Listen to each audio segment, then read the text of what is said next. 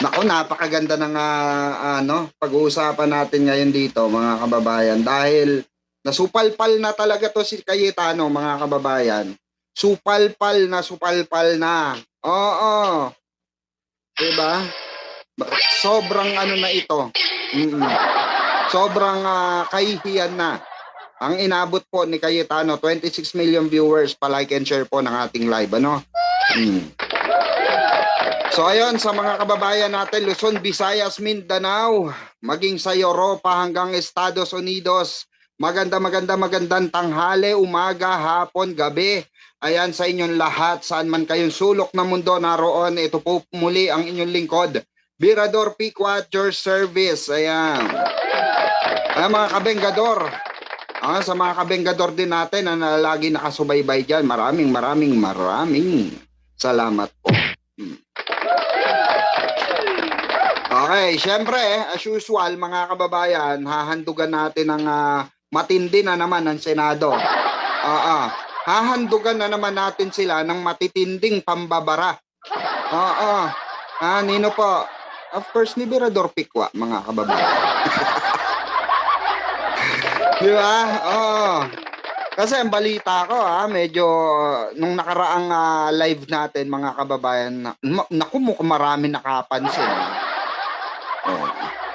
Kasi na-upload ko din sa Facebook to mga kababayan. Yung pala Facebook page natin, huwag niyong kakalimutan. Birador Pikwa page po. Search nyo lang. Ayan. Eto, pakita ko na nga. Ayan po, ayan Road to 10K na po yan, mga kababayan. Diyan po tayo nagba-viral. Ang daming basher. Galit na galit sila dun sa ano. Ay, bakla. Saka dun sa ano.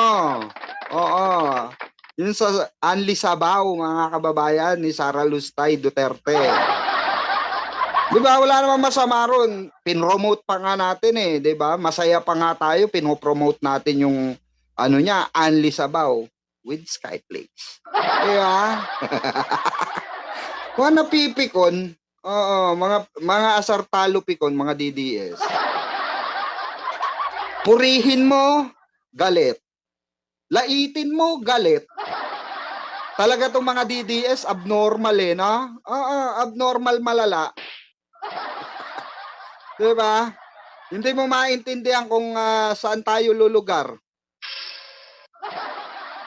I-appreciate mo yung ginagawang tulong ni Sara na namimigay ng Skyflakes with pirma, di ba? Inisip ko lang by the way, bago tayo magsimula ng topic natin, balikan natin yung Anli Sabaw, mga kababayan. Bakit kaya mga kababayan, tingin nyo eto tanong ko bakit kaya nagpapapirma si Sara? Hindi kaya doon niya kinukuha yung mga pinapasa niya. Ako nagtatanong lang OBP Hindi kaya diyan sa mga pangalan na yan yung ginagawa yung ghost project? Hindi kaya? Ghost employee? Hindi kaya? Nagtatanong lamang po Huwag kayong mapipikon OBP Kaya alam niyo naman yung mga yan. Masyadong mga masyadong maramdamin. Masyadong mga masyadong mga tampalasan talaga yung galawan. Well, speaking of tampalasan, mga kababayan, itong isang tampalasan sa Senado, actually lahat naman sila lahat na minority tampalasan, di ba? Syempre, dun muna tayo sa pinakang pinuno ng tampalasan. Kanino po? Dito po kay Alan Peter Cayetano. Di ba, kung matatandaan nyo, mga kababayan ko, kung matatandaan nyo po, ayaw niyang tanggapin. Di ba? Ayaw niyang tanggapin na siya ay hindi na SP. Na si Senator Win Gatchalian na po ang kinikilalang SP ngayon. Syempre, sabi niya, hindi ko kikilalanin yan. Tapos naglabas pa sila ng di umano ay binasura ng Korte Suprema yung pagkakilala kay Senator Win Gatchalian bilang SP. Oh. Yun yung sabi nila. Yun daw yun sabi ng Supreme Court. Oh. Correct me if I'm wrong Pero sa pagkakaalam ko mga kababa, hindi po si Senator Win ang nagpasa nun. Okay? Sa SC. Iba po ang nagpasa nun. Oo. Kaya binasura ng korte. Pero kung si Senator Win ang magpapasa sa SC, panigurado, walang duda, kikilalanin siya bilang bagong SP. Diba, mga kababayan? Pero speaking of bagong SP, mga kababayan, eto na nga. Bad trip kahapon. Bad trip kahapon. Sino po? Itong si Cayetano. Bakit po? Dahil mismo po sa Independence Day, mga kababayan ko. Oo. Mismo po si mahal na Pangulong Bongbong Marcos. Naku po. Si mahal na Pangulong Bongbong Marcos na ang kumilala. O hindi pa ba kikilalanin niya? Yan, pogi-pogi pa ni Senator Win, di ba? Hindi pa baklain ang itsura.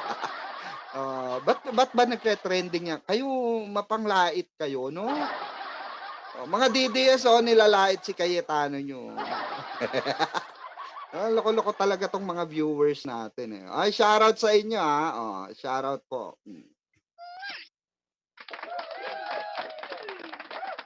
So, eto nga, yung mga kababayan, kahapong announcement, pakinggan natin. Wait lang. Piliin at ipaglaban ang Pilipinas. Palalim. Wait lang. Asa na ba yun? Ito. Naku po, basag si Alan Peter Cayetano rito sa Senadong Marcos dahil kanina po, no, ay in-announce na at kinilala na ni Pangulong Bongbong Marcos bilang Senate President si Senator Win. Naku po. Eto, pakinggan natin. Oy, pakinggan mo naman. Alan Peter Cayetano, pakinggan mo. Kaya ka. Ang sakit. Pakinggan natin to, Speaker Faustino D.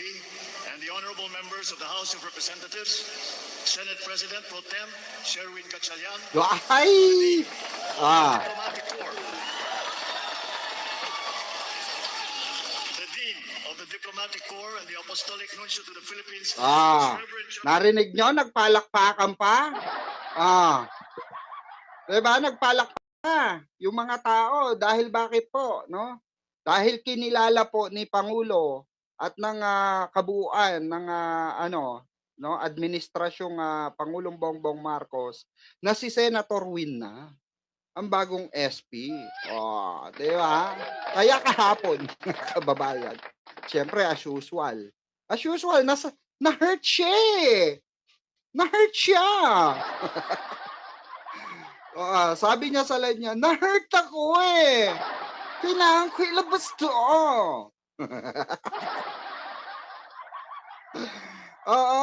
Di syempre as usual, mga kababayan, nagalit.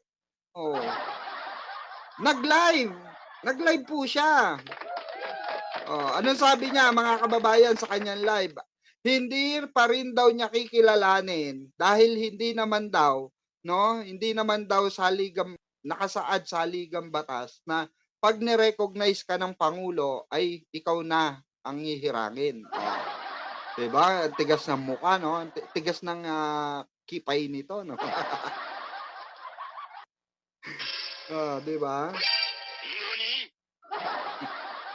Kaya hindi no wonder, mga kababayan, kung gaano katigas ang mukha niya, yun yung minamana. Nino po? Yun po yung minamana ng mga kado niya.